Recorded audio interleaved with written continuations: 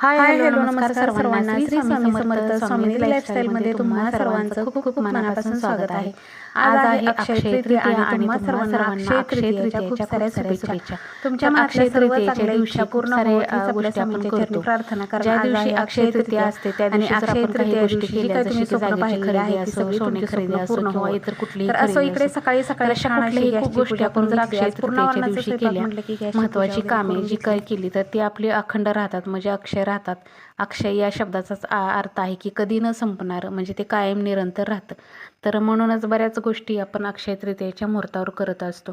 कुठलीही खरेदी असो किंवा म्हणजे महत्त्वाची जी काय आपली हे असतात ते आपण कामे करत असतो. तर असो आज अक्षय तृतीया आहे तर तुम्हालासुद्धा तुम्ही काही जी स्वप्न पाहिलेली असतील ती तुमची सत्यात उतरो आणि तुमची ती सगळी स्वप्न जी आहेत ती पूर्ण होत हीच आपल्या स्वामींच्या चरणी प्रार्थना. तर अक्षय तृतीयेच्या दिवशी आमच्याकडे पुरणपोळीचा स्वयंपाक असतो. आमरस पुरणपोळी आजपासूनच आम्ही आंबा खायला पण स्टार्ट करतो. देवापाशी आंबा पुजायचा आणि त्यानंतरच मग आज रस करायचा. तर पितरांना देवांना आज नैवेद्य आंब्याचा आणि त्यानंतर मग आपण घरामध्ये आंबा खायला सुरुवात करतो आम्ही. तर आंबे तर आणले होते रात्री. आंब्याचं पण पूजन वगैरे करायचं, देवपूजा करायची होती मला. इकडे डाळ टाकलेली आहे शिजायला आणि इकडे चहा पण ठेवला एकीकडे. सर्वात अगोदर गॅसची पूजा करून घेतली आणि आता लागले मी कामाला. 6:30पासून ते 10:30पर्यंत माझा पूर्णाचा स्वयंपाक झाला होता. रांगोळी झाली होती, उंबऱ्याला पूजन वगैरे सगळं माझं येता 10:30पर्यंत झालं होतं. पितूर तर 11ला आम्ही जेवायला बसवले पण. तर एवढ्या लवकर सगळा एकटीनं पूर्णाचा स्वयंपाक केला. 10-11 लोकांचा स्वयंपाक असतो, म्हणजे कसं 10-11 आपलं धरून चालायचे, जास्त काही नाही पण 10-11 ठीक आहेत असं होतं. म्हणजे घरातले म्हणा ते बाहेरचे जेवायला येणारे असतात, आपली मुलं बाळ असं होतं. तर असं असतं गावाकडं. तर आजच्या दिवशी खरं तर पुरणपोळीचा स्वयंपाक प्रत्येकाच्या आमच्या भागामध्ये तर प्रत्येकाच्या घरोघरी असतो, त्यामुळे धरून चालायचं तेवढ्या माणसाचा स्वयंपाक. तर असं इकडे माझं 10:30पर्यंत झालं होतं. तर आता मला उंबऱ्याला लेपन करायचं होतं. तर उंबऱ्याला लेपन करताना सुद्धा मी आज खूप दिवसातनं शॉर्टकट मारला होता. हाताने जर उंबऱ्याला लेपन करायला तर वेळ लागतो, त्यामुळे मी काय केलं होतं ब्रशच्या साह्याने उंबऱ्याला लेपन केलं होतं आणि खूप छान होतं बरं का उंबऱ्याला लेपन. तर जो आपण चपातीला पोळीला तेल लावायसाठी जो ब्रश वापरतो ना, तर तो ब्रश मी माझ्या मैत्रिणीने मला तो हळदी कुंकाला दिला होता, पण मी काही तो वापरला नव्हता चपाती भाजीला. मला नाही आवडत ब्रशने चपातीला तेल लावायला, त्यामुळे तो ब्रश तसाच ठेवून दिलेला होता. तर तो ब्रश मला हे कामी आला बघा आपल्या उंबऱ्याला लेपन करायला. तर असं छान पद्धतीनं उंबऱ्याला लेपन होतं बघा ह्या ब्रशनं. मला तर इतकं छान वाटलं ना करायला.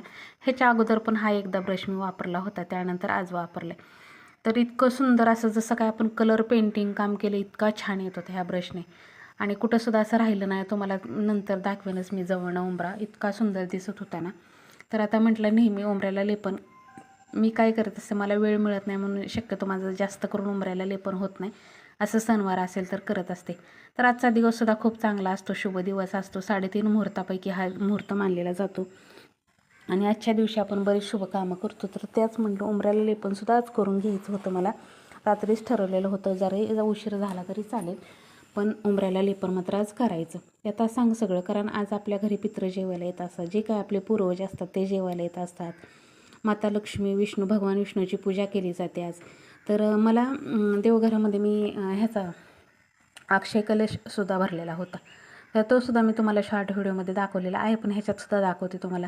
आता अक्षय तृतीया तर होऊन गेली, पण तुम्हाला पुढच्या वेळेससुद्धा नक्कीच कामाला येईल. अक्षय पात्र कसं भरायचं ते तुम्हाला दाखवते. तर त्याच्यासाठी सुद्धा मला काल कमेंट आलं होतं की ताई पितळाचा तांब्या लागतो का, तांब्याचा चालत नाही का. तर असं काही नाही, पितळाचा, तांब्याचा, चांदीचा आणि मातीच्यासुद्धा भांड्यामध्ये भरतात बरं का अक्षय पात्र. इकडे बघू शकताय उंबऱ्याला लेपन इतकं ब्रशने कलर काम केलं आहे जसं काही असं दिसत होतं. खूप सुंदर असं. रांगोळी मात्र आज साधी सिंपलच काढली होती, कारण आज मला पटकन असं झटकन होणारी रांगोळी पाहिजे होती. विचार करत बसले नाही, जी सुचली तीच रांगोळी काढली आणि त्याच्यामध्ये मात्र कलर भरला. आवर्जून कलर भरला की रांगोळी छान दिसते. तर असं इकडे तुम्हाला दाखवते जवळनं मस्त अशी. आणि आवर्जून ही काढलं होतं, कमळं मात्र काढली होती. आता ह्याच्यामध्ये जसा जमेल तसा आज कलर भरला. आज काही जास्त ही करत बसले नाही, कारण स्वयंपाकाची घाई होती. आज उशीर झाला होता खरं तर उठायला मला. म्हणजे 5:30ला मी 5ला 5:30ला नेहमी उठत असते, पण आज थोडंसं लेट झाला होता. त्याचं कारण पण सांगते. कारण परवा दिवशी आमच्याकडे इतकं वारं कवदून सुटलेलं होतं आणि मग रात्री झोप झाली नाही आम्ही टेरेसला झोपायला जातो, पाऊसच आला, मध्येच मच्छरच चावायला लागले, त्यामुळे पूर्ण वरनं खाली आलो 1:30 वाजता आणि ह्या कारणामुळे झोपच झाली नाही पूर्ण. त्यामुळे मग जागरण झालं की असं होतं. मग सकाळी 6ला उठूनसुद्धा सगळं माझं येतं 10:30पर्यंत झालं होतं आणि पितरं आम्ही 11ला जेवायला बसवले होते. 12च्या आत सगळं उरकलं होतं नाही. आणि म्हणतात ना की आजच्या दिवशी पितरांना 12च्या आत जेवायला घातलं पाहिजे. कारण कसं आहे बघा, असं पूर्वी म्हणायचे, म्हणजे माझी आजी सांगायची, असं म्हटलं जायचं पूर्वी की पितरांना आजच्या दिवशी देव परमिशन देत असतो आपल्या घरी जायला जेवण करायला, आणि त्यांना एकच परमिशन असते की तुम्हाला 12च्या जेवण करून वरती यायचं असतं, तरच त्यांना स्वर्गलोकात प्रवेश असतो. असं काही असतं ते आमची आजी सांगायची. नंतर त्यांना जेवायला देत नाहीत, उपाशी, पनिशमेंट, असं काय असतं. आता हे सगळं कोणी बघितलं आहे? खरं तर एकदा गेलेला माणूस आयुष्यात आपल्याला कधीच परत बघायला भेटत नाही. आणि हे सगळे पहिले पूर्वी लोकांचे मानलेले म्हण आहेत. पण आपल्याला जो पितरांचा यथासांग करायचा दिवस असतो तो हा एक असतो, आणि पितरांचा तो पितृपाठामध्ये एक असतो, म्हणून हे सगळं केलं जातं. दारामधली रांगोळी, उंबरापूजन सगळं झाल्यानंतर देवाची देवपूजा पहाटे केली होती, पण फुलं वाहिली नव्हती देवांना. कारण फुलं व्हायचं होतं आणि मला कलश पात्र भरायचं होतं, म्हणजे ते हे भरायचं होतं, अक्षय कलश मला भरायचा होता. तर देवपूजा तर झाली होती, पण पुन्हा एकदा मग मस्त अशी धूप लावली, अगरबत्ती लावली, आंबे पुजून घेतले. तर 1 डझन आंबे आणले होते. त्या आमच्याकडं पहिल्याचपासून अक्षय तृतीयालाच आंबा खातात, त्याच्या अगोदर किती आंबे येऊ द्या, कैऱ्या वगैरे खातात, पण अशा पिकलेला आंबा रसाचा मात्र अक्षय तृतीयेपासूनच खायला चालू करतात. आंबे पुजून घेतले. त्यानंतर परडीमध्ये सुद्धा 1 आंबा ठेवला, कारण पहिला कुठलाही पदार्थ असो आपण देवाला मान असतो ना. त्यानंतर अक्षय कलश पूजेला स्टार्ट केलं. तर हे तांब्याचं ताट आहे ना, आता खाली काय ठेवायचं म्हणून मी हे ताट ठेवले. तर असं काय नाही की हे पितळेचं ताट आहे ना, तर ते ठेवलं चौरंगावर किंवा एखाद्या कपड्यावर ठेवलं तरी चाललं असतं, पण मी ह्या ताटाचंच ठेवलं. आता हा तांब्याचा तांब्या होता माझ्याकडं, म्हणजे माझ्याकडे तांब्याचे तांबे आहेत, 5 आहेत असले. तर मग मी तोच एक छान असा घासून घेतला स्वच्छ. त्याच्यामध्ये पूर्ण तांदूळ भरून घेतले, 1 सुपारी, 2 लवंगा, 2 वेलची, 1 हळकुंड, चांदीची एखादी वस्तू किंवा सोन्याची वस्तू, आणि त्याचबरोबर चांदीचं एखादं नाणं किंवा आपलं कुठलंही आपल्या घरातलं कॉईन्स असले तर कॉईन्स असे 1 ठेवू शकता, किंवा तुमचे जास्त असले तर जास्तसुद्धा ठेवू शकता. असं काही नाही की एकच ठेवावं किंवा जास्तच ठेवावे, पण हे खूप महत्त्वाचं आहे. त्यानंतर स्वस्तिक काढून घेतलं कलशावरती, कलशातल्या सगळ्या वस्तू त्याच्यामध्ये ठेवून घेतल्या, आणि अशा पद्धतीनं आपल्याला म्हणजे अक्षय पात्र हे भरायचं असतं. ह्यामुळे घरामध्ये सुख, समृद्धी, समाधान, ऐश्वर हे आपल्याला सगळं लाभतं, असं म्हटलं जातं. पूर्वीपासून ही परंपरा आहे. आता मी अगोदर नव्हते करत, पण मला जेव्हापासून माहीत झाले तेव्हापासून मात्र मी हा अक्षय कलश पूजत असते. तर अशा काही सेवा असतात, ठराविक सेवा असतात, त्या आपण आपल्या समाधानासाठी सुद्धा करायचं असतं. कारण कुठलीही गोष्ट आहे ती आपल्याला कष्टाशिवाय कधीही प्राप्त होत नाही. पैसा हा कष्ट केल्यावरच घरामध्ये येत असतो. लक्ष्मी ही खूप चंचल आहे, त्यामुळे लक्ष्मी जर आपल्याला घरामध्ये यायची असेल तर आपल्याला कष्टच करावं लागणार आहे. देऱ्याहारी आणि पलंगावरही कुठलीच गोष्ट होत नसते, पण त्याच्याबरोबर आपल्याला अध्यात्माची जोड ही असली पाहिजे कष्टाला यश येण्यासाठी. त्यामुळे जर भरपूर आपल्याकडं कष्ट करतोय आपण, पण पैसा येतोय पण टिकत नाही, तर त्यासाठी अशा काही गोष्टी करायच्या असतात. तर ह्या सगळ्या गोष्टी आहेत ना, आपण पैसा घरामध्ये टिकावा म्हणून करायच्या असतात, पैसा यावा म्हणून नाही. तर पैसा हा कष्ट केल्यावर येत असतो आणि टिकून राहतो, तो अशा आध्यात्मिक जोडीने टिकून राहत असतो.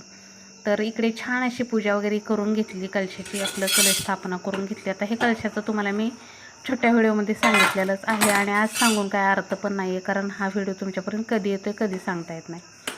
हे सगळं पूजा वगैरे झाली. त्यानंतर इकडे बघू शकताय डाळ पण माझी शिजत आली होती.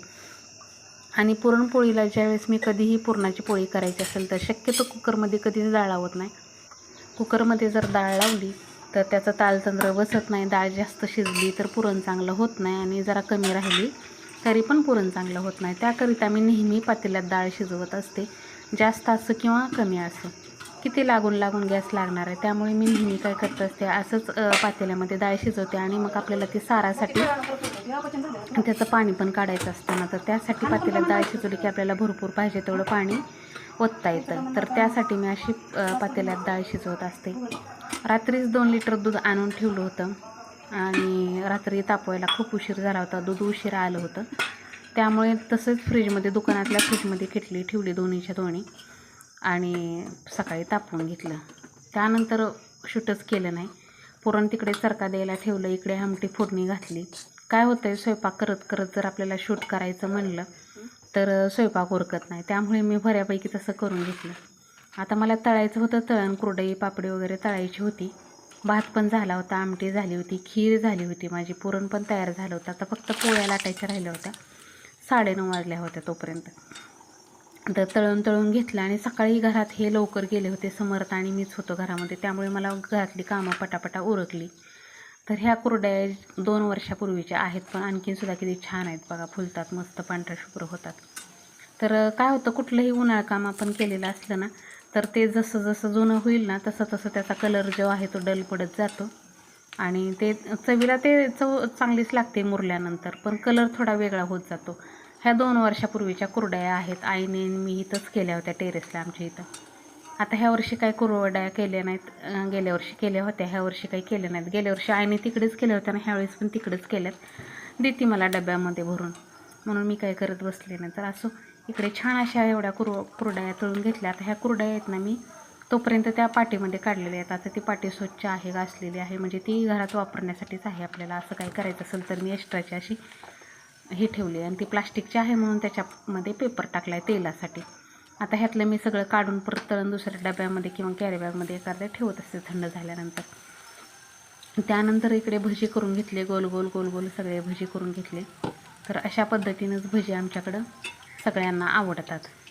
तर असा करत करत माझा हा सगळा पुरणाचा स्वयंपाक जो आहे तो रेडी झाला आणि एकटीनंच केलं, पण किती लवकर झालं आणि हे पण लवकर आले नैवेद्य दाखवायला. त्यामुळे माझा सगळा स्वयंपाक लवकर पण झाला आणि पटापट सगळं येता सांग लवकर होईल तेवढं लवकर करण्याचा प्रयत्न ह्यांचं चालू होतं की लवकर करायचं, म्हणून लवकर करून घेतलं सगळं. उशिरा उठूनसुद्धा स्वयंपाक फास्ट झाला आणि फास्ट होण्याचं कारण हेच आहे, एका पाठोमागे एक जर नियोजन लावून कामं केली आणि तसं तर मला देवपूजेला खूप उशीर लागतो. तर त्यामुळे मी काय केलं होतं, सकाळी लवकर आंघोळ झाली की पहिली बाकीचं काय न करता पहिली देवपूजा केली आणि त्यानंतरच गॅसची पूजा, पुरण टाकलं. तर असं होतं. तर मग पुरण वगैरे नंतर शिजत राहिलं, जोपर्यंत माझी रांगोळी, उंबऱ्याला लेपन हे सगळं झालं तोपर्यंत पुरण शिजत राहिलं. तिकडे पुरण शिजायला टाकलं ना की जास्त त्याच्याकडे लक्ष द्यावं लागत नाही. इकडे भजी, पापड, कुरडई माझं सगळं झालं होतं, खीर झाली होती, आमटी झाली होती. आता मला फक्त पुरण वाटायचं राहिलं होतं. पुरण वाटून घेतले आणि अशा पद्धतीने आमच्याकडे नैवेद्य केले जातात. आता हे नैवेद्य फोटोपुढे 2 ठेवायचे आणि बाकीचे कावळ्याला वरती टेरेसला ठेवायचे. आता मानव पहिल्यापासून करतात म्हणून मी पण करत असते. नैवेद्यावरती आपण जे काही सगळं केलेलं असतं, कढी, वडी, आमटी, भजी, पापड, कुरडई, भात, खीर, हे सगळं त्याच्यावरती ठेवायचं, आंब्याचा रस वगैरे हे सगळं ठेवायचं आणि असा नैवेद्य दाखवायचा. आता जर आपल्याकडं कावळे टेरेसला ठेवायचा आणि जो फोटो असतो ना, फोटोपुढचा नैवेद्य त्यानंतर मग गाईला चारायचा. तर आमच्या इकडं भरपूर गायी येतात, त्यामुळे ते नैवेद्य कुठलेच वेस्ट जातात नाही. वरचं ठेवले की कावळे खातात, पक्षी खातात आणि फोटोपुढचा नैवेद्य जो आहे ना तो गाईला जात असतो दरवेळेस माझा. तर असं काहीसं महत्त्व असतं पितरांना नैवेद्य दाखवायचं आणि हा नैवेद्य आपल्याला 12च्या पोच झाला पाहिजे. मी पुरणाच्या पोळ्या करायच्या राहिल्या होत्या, पण पहिले नैवेद्य करून घेतले, ह्यांना भरून दिले, फोटोची पूजा वगैरे करून घेतली मी आणि नैवेद्य पण हे करून घेतला. आता ह्या नैवेद्याला पण असं हळदी कुंकू लावून घ्यायचं. आता मी हे सगळे नैवेद्य भरून ह्यांना दिले आणि मी फोटोची पूजा वगैरे करून घेतली आणि फोटोपुढे त्या 2 डिश ठेवल्या. इकडे बघू शकता, हा आहे माझा भाऊ आणि हे आहेत माझे सासरे. तर अशा पद्धतीनं मग मी फोटोची पूजा वगैरे करून घेतली आणि लगेच पुरणाच्या पोळ्याला स्वयंपाकाला करायला लागले. पोळ्या तर इतक्या छान झाल्या होत्या ना, त्यामुळे कितीही पोळ्या केल्या तरी मला असं वाटत होतं की पोळ्या आणखीन कराव्या, लाटतच राहाव्या, इतक्या सुंदर पोळ्या होत होत्या. पोळ्या केल्या आणि त्यानंतर लगेच ते पित्र आले की मी लगेच जेवायला वाढलं. तर अशा पद्धतीनं माझा पुरणपोळीचा स्वयंपाक जो आहे तो अक्षय तृतीयाचा केला होता मी आणि तुम्हाला पुढे दाखवतेच मी. पुरणपोळ्या इतक्या सुंदर झाल्या होत्या ना, कितीही लाटलं कितीही काय केलं पुरण भरलं तर पुरणपोळ्या खूप सुंदर होत होत्या. आता मला मागच्या वेळेस मी पुरणपोळीचा व्हिडिओ टाकला होता, तर त्यावेळेस मला एका ताईची कमेंट आली होती की ताई तुम्ही मैदा वापरता का. तर ताई मी कधीच मैदा वापरलेला नाही, पण हा शेतगहू आहे, गव्हामध्ये सुद्धा फरक असतो. काही गहू पुण्याला एवढा गहू दिसायला सुंदर असतो पण पोळ्या अशा होत नाहीत त्या गव्हाच्या. तर हा गहू आहे ना, हा गहू माझ्या आईच्या शेतातला आहे.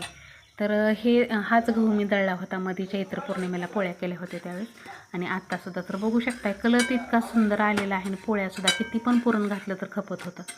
इतक्या सुंदर पोळ्या झाल्या. आणि पोळी कसली असो पुरणाची फुगतच असते पोळी फुगल्यानंतर एवढा आनंद व्हायची काही गरज नाही, कारण पुरणाची पोळी कसली जरी केली तरी फुगतेच. आता काही जणाला येत नसतात, पण माझ्या तर पोळ्या चांगल्या होतात. पण गव्हावर पण असतं, गहू चांगले असेल ना तर पोळी छान कलर येतो, पुरण जास्त खपतं आणि पोळी फुगते सुद्धा. तर अशा काहीशा सगळ्या पोळ्या वगैरे करून घेतल्या. आणि आज पोळ्या लाटताना खूप आनंद होत होता. आणि रस वगैरे फ्रीजमध्ये करून ठेवला होता. तर लगेच 3 ताटं वाढली पहिल्यांदा. तर आमच्या एक नणंदबाई, त्यांचे मिस्टर आणि आमचे मिस्टर असे जेवायला बसले होते. आता त्या मानलेल्या नणंदबाई आहेत, सख्या नणंदबाई नाही आहेत. सख्या नणंदबाई त्यांच्या घरी असतं, त्यामुळे त्या काही येत नाहीत. ह्या वैरागमध्ये इथेच राहतात माझ्यापाशी. त्यामुळे मी इतरच राहायला आले ना वैरागला, तेव्हापासून ह्यांनाच सांगते. ह्या पुण्याला आम्ही राहत होतो ना, तर त्यावेळेस त्या पण तिथंच राहायला होत्या. आणि त्यांनी पण इकडं गावाकडे येऊन त्यांनी मोठं फर्निचरचं दुकान टाकलेलं आहे. फर्निचर, लग्नाचे बस्ते, भांड्याचं वगैरे सगळं टोटली त्यांच्या दुकानामध्ये मिळतं. तर ते आणि त्यांचे मिस्टर जेवायला येतात आमच्याकडं. आणि अशा पद्धतीनं मग मी त्यांचं यथासांग करत असते. तर सगळा स्वयंपाक वगैरे झाला. पुरणपोळीचा ताट वाढलं, तुम्हाला दाखवते. थाळी आपली लांबणं दाखवते, इकडे बघू शकताय. आजचा पहिला आमरस, पुरणपोळी आणि मस्त असं जेवायला वाढलं ह्यांनी जेवण वगैरे केलं. आणि असा घास पण काढला जातो बरं का. हा घास आहे ना काढलेला, सगळ्यांनी जे काढलेला असतं ना, हा सुद्धा गायला द्यायचा असतो. चला तर मंडळी, असा होता आजचा व्हिडिओ. तुम्हाला कसा वाटला कमेंट करून सांगा. व्हिडिओ जर आवडला तर लाईक करा, शेअर करा. चॅनलवर जर नवीन असेल तर चॅनलला सबस्क्राईब करा. भेटूया आपण उद्याच्या छानशा सुंदर व्हिडिओसोबत. तोपर्यंत सर्वांना श्री स्वामी समर्थ.